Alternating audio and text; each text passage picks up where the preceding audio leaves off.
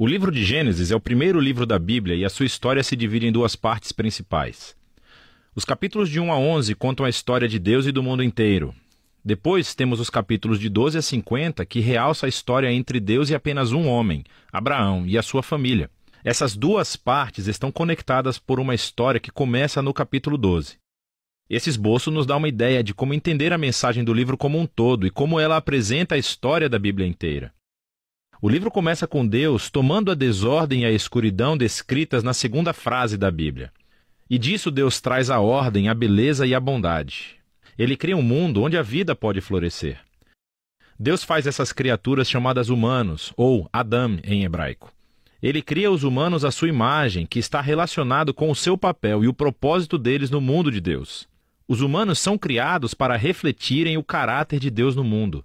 Eles são nomeados como representantes de Deus para governar o seu mundo em seu nome, o que, nesse contexto, significa aproveitar todo o seu potencial, cuidar dele e torná-lo num lugar onde ainda mais vida possa florescer.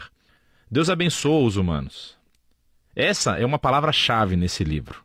Deus lhes dá um jardim, um lugar onde podem começar a construir esse novo mundo. A parte importante é que os humanos têm uma escolha sobre como vão construir esse mundo, representada pela árvore do conhecimento do bem e do mal. Até agora, Deus forneceu e definiu aquilo que é bom e o que não é. Mas agora Deus está dando aos humanos a dignidade e a liberdade de escolher. Será que eles vão confiar na definição de Deus para o bem e o mal? Ou vão buscar autonomia e definir bem e mal por conta própria? É um risco muito grande.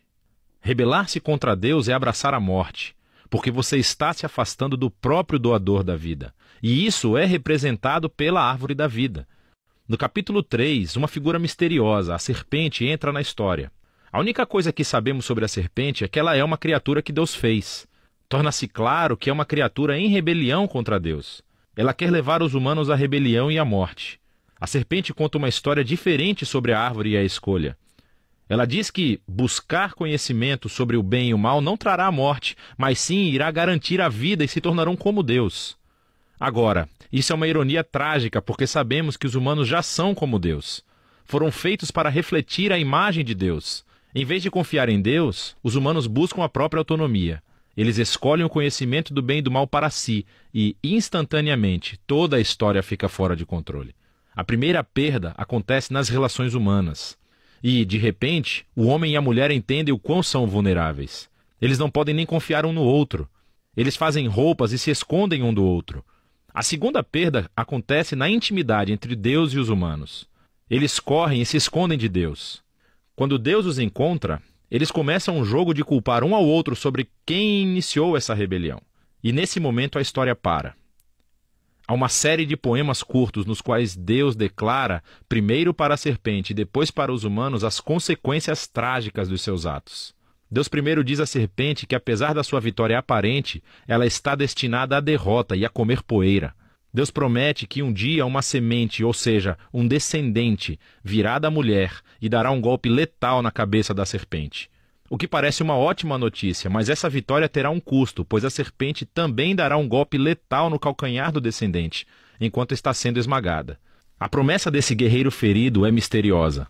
Mas no fluxo da história até então, você vê isso como um ato de graça de Deus. Os humanos acabaram de se rebelar. E o que Deus faz? Ele promete resgatá-los. Mas isso não elimina as consequências das decisões do ser humano. Deus informa que agora os aspectos da sua vida conjunta, tanto na vida em casa como no trabalho, serão cheios de tristeza e dor por causa da sua rebeldia, o que levará à morte. E a partir daqui, a história só piora. Os capítulos 3 a 11 traçam o efeito crescente da rebelião e das relações humanas fraturadas em todos os níveis. Há uma história sobre dois irmãos, Caim e Abel. Caim tem tanta inveja do seu irmão que quer matá-lo. Deus adverte Caim que não caia na tentação, mas ele faz isso de qualquer maneira. Ele mata o seu irmão no campo. Caim então constrói uma cidade onde reinam a violência e a opressão. Tudo isso culmina na história de Lameque. Ele é o primeiro homem da Bíblia a ter mais de uma esposa. Ele as acumula como sua propriedade. E entoa uma breve canção sobre como ele é ainda mais violento e vingativo do que Caim. Depois disso, temos uma história estranha sobre os filhos de Deus, que poderia se referir a seres angelicais do mal ou aos antigos reis que alegavam descender dos deuses. Como Lameque, eles adquiriram tantas esposas quanto quiseram e geraram os Nefilim, grandes guerreiros dos tempos antigos. Qualquer que seja a interpretação correta, o ponto principal é que os humanos estão construindo reinos que enchem o mundo de Deus com violência e ainda mais corrupção. Em resposta a essa corrupção, sabemos que Deus está profundamente triste. A humanidade está destruindo o seu belo mundo e se destruindo uns aos outros. Então, num ato ímpeto de proteção da bondade que existe no seu mundo, Deus limpa a maldade humana com um grande dilúvio.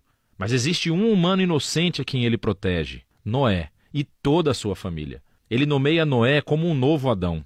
Ele repete a bênção divina e envia Noé pelo mundo afora. Mais uma vez, temos grandes expectativas, mas Noé falha, também num jardim. Ele vai e planta uma vinha e fica bêbado até perder os sentidos. Então, um de seus filhos, Cam, faz algo vergonhoso ao seu pai na tenda. Aqui temos o nosso novo Adão, nu e envergonhado, justamente como o primeiro. E novamente tudo piora. O que leva à fundação da cidade da Babilônia. As pessoas da antiga Mesopotâmia se reúnem em torno de uma nova tecnologia, o tijolo. Elas podem construir cidades e torres mais altas, bem mais rápido do que qualquer outro povo. Eles querem construir um novo tipo de torre que chegue até os deuses para tornar os seus nomes famosos.